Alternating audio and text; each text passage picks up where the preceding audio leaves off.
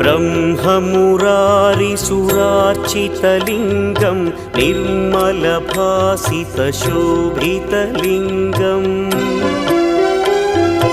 जन्मजदुःखविनाशकलिङ्गं तत्प्रणमामि सदा शिवलिङ्गम्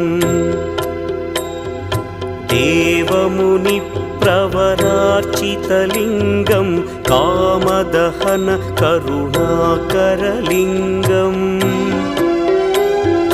रावणदर्पविनाशकलिङ्गं तत्प्रणमामि सदा शिवलिङ्गम्